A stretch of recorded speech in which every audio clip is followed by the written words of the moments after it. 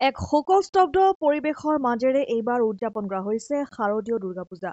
জুবিনবিহীন শাৰদীয় দুৰ্গা পূজা উদযাপন কৰা পৰিলক্ষিত হৈছে। ইফালে ভক্তসকলৰ মাজতো জুবিনবিহীন পূজাত সেৱা আশীৰ্বাদ গ্ৰহণ কৰিবলৈ যোৱাৰ সময়ছোৱাত দুচকু সেমেকা পৰিৱেশ বিৰাজমান হৈছে। চেঁচামুখ সাৰ্বজনীন দুৰ্গা পূজাৰ পুৱাৰ ভাগত দেৱীৰ নৱপত্ৰিকা প্ৰৱেশ, পুৰোহিতৰ মন্ত্ৰোচ্চাৰণ, পানী তোলন কাৰ্যসূচী ৰূপায়ণ কৰা হয়। ইয়াৰ সমান্তৰালভাৱে আয়তীসকলৰ নাম প্ৰসংগৰে পূজাস্থলী মুখৰিত হৈ পৰা পৰিলক্ষিত হৈছে। ৰাইজৰ উদ্যোগত 1937 চনৰ পৰা এই শাৰদীয় দুৰ্গা পূজাটি উদযাপন কৰি আহিছোঁ আৰু আহি এইবেলি আমি 89তম এই দুৰ্গা পূজা উদযাপন কৰি আছোঁ। আমাৰ যোৱাকালি ষষ্ঠী, আজি সপ্তমী পূজা।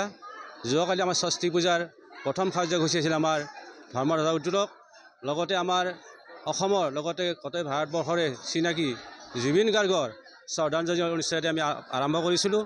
আজি আমাৰ সপ্তমী পূজা। এই সপ্তমী পূজাত আমি ৰাতিপুৱাৰ পূজা চলি আছে, ৰাতিলৈকে চলিব। ৰাতিত আমাৰ দুটা মহিলা নাগাৰা নাম পাৰ্টি আছে। আমি এই নাগাৰা নাম ৰাইজক প্ৰদৰ্শন কৰাৰ কাৰণে ব্যৱস্থা গ্ৰহণ কৰিছোঁ। আমাৰ বৰ্তমান আজিলৈ আমাৰ কাৰ্যসূচী ইমানতে আছে।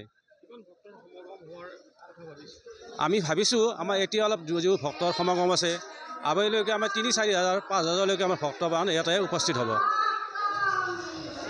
সভাপতি মোৰ গোটাখানে কৈ গ'ল। আপুনি প্ৰথমতে এটা প্ৰশ্ন কৰিছিল যে জুবিনবিহীন আমাৰ এইবাৰ দুৰ্গা পূজা কেনেকুৱা হ'ব। সঁচাকৈ দুখ লগা। আমি জুবিনক বাদ দি আমি কোনো দুৰ্গা পূজা কৰিব নোৱাৰোঁ। আমাৰ জুবিনবিহীন এইবাৰ দুৰ্গা পূজা আমাৰ ম্লান হৈ গৈছে। আমি যিটো উৎসাহ উদ্দীপনা পাব লাগে সেইটো আমাৰ নাই। আমি মানে দুৰ্গা পূজা পাতিব লাগে পাতিছোঁ, কিন্তু আমাৰ মনত শান্তি নাই। বিৰাট দুখ আমাৰ। যাওঁ নহওক পাতি আছোঁ, পাতিবই লাগিব। দুৰ্গা পূজা যাতে আহিছে আমি দুৰ্গা পূজা পাতিব লাগিব। গতিকে আজি 89 বছৰ আমি দুৰ্গা পূজা পাতি আছোঁ, এইবাৰো পাতিছোঁ। গতিকে আপুনি কোৱাৰ দৰে আমাৰ জুবিনবিহীন যিখন দুৰ্গা পূজা পাতিছোঁ তাত আমাৰ খুব এটা মানে আনন্দ নাই আৰু এইখিনি মই ক'ব লগা। হাজোৰ পৰা কমলাকান্ত দাসৰ ৰিপৰ্ট, অসম আদিত্য।